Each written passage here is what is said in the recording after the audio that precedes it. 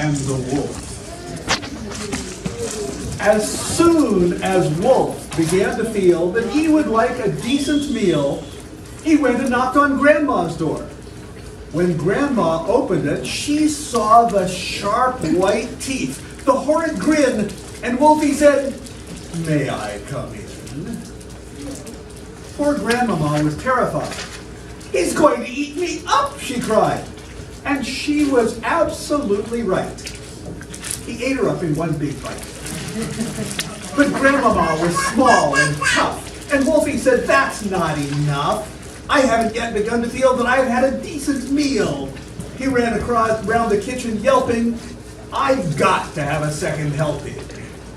Then added with a frightful leer, "I'm therefore going to wait right here. Little Miss Red Riding Hood, till Little Miss Red Riding Hood comes home from walking in the wood." He quickly put on Grandma's clothes. Of course he hadn't eaten those. He dressed himself in coat and hat, he put on shoes, and after that, he even brushed and curled his hair.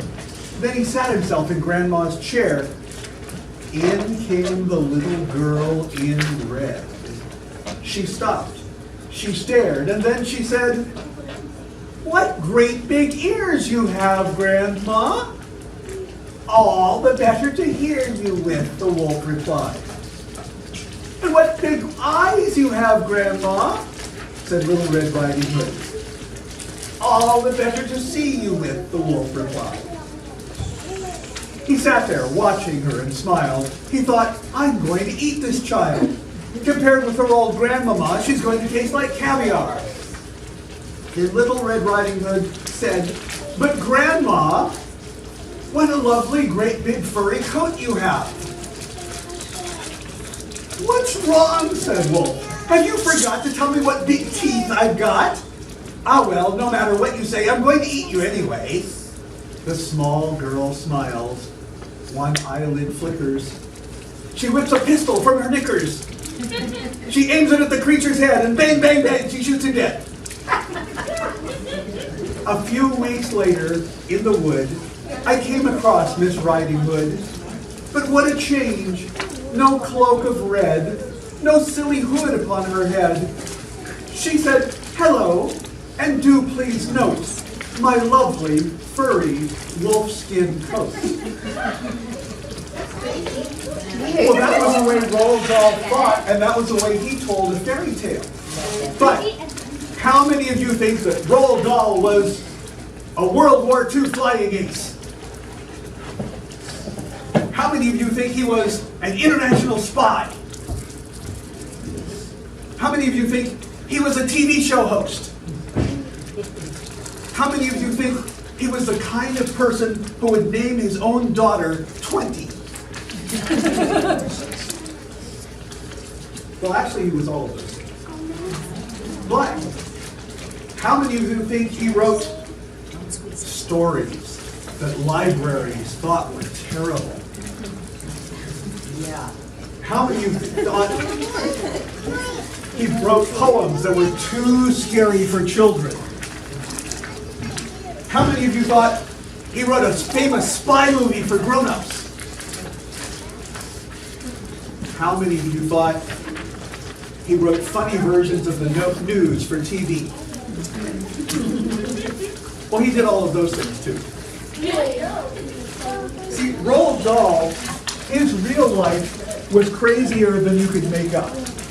In fact, when he wrote his own autobiography, Boy and Going Solo, he made up a lot of stuff in those because he thought that was more entertaining than talking about things that really happened. For instance, in real life, the principal from his school went on to crown Queen Elizabeth as Queen of England. Do you think that was crazy enough for him to write in the story? Well, no, he had to make up a story of how mean that guy was as the headmaster and how he did horrible things to one of Roald Dahl's friends. That really wasn't the same guy who did the horrible things to Roald Dahl's friends. Or when he was a fighter pilot, he crashed his plane. Do you think that was exciting enough for the way he wanted to put it into his own biography? No. He talked about how not only was he shot down by the enemy and crashed in the desert, but after he crashed, the bullets from his own plane caught fire and shot him, which is how he got injured. That wasn't exactly how it really happened. But that was the kind of person Roald Dahl was. He made up stories not just about his own life, but about everything around him. Now that got him into trouble more than one time because people didn't like the stories that he told, especially when he claimed they were true and they were made up. But then, sometimes he had to make up things too, because he really was a spy, and he had to make up stories for what he was really doing when he was being a spy. And when he was a spy, he got to know another English writer who was also a spy. Ian Fleming, the guy who wrote the James Bond novels later.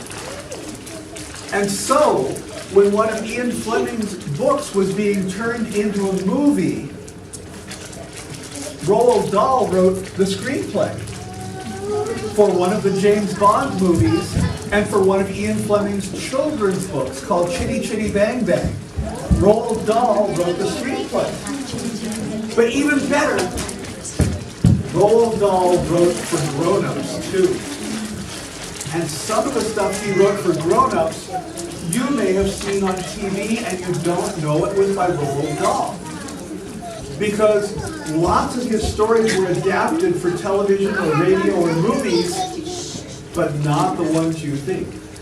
For instance, Alfred Hitchcock used to do a really cool, scary show for grown-ups.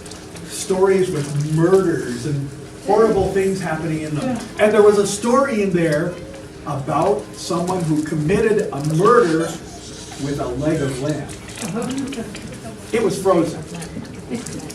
And then she put it in the oven and cooked it and served it to the police when they got there to investigate the murder. Well, that was based on a Roald Dahl story. Alfred Hitchcock thought that was really one of the funniest stories he'd ever read and thought it would be cool to adapt that for television.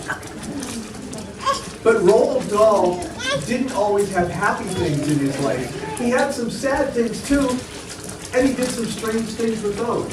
For instance, his son got very, very sick after being in an accident. And he found that the doctors were having trouble making his son better because they had to put a valve in his head to drain blood, and it wasn't working right. So he checked around, and the doctor said, well, none of those valves work right. So you know what he did? He got together with a couple of people that he knew, and they invented a better valve for use by doctors. And thousands of children around the world had these installed in them when there were emergencies and they needed head surgery to keep their brains from being damaged. He really did invent a medical device that was used for thousands of children. So he was an inventor too.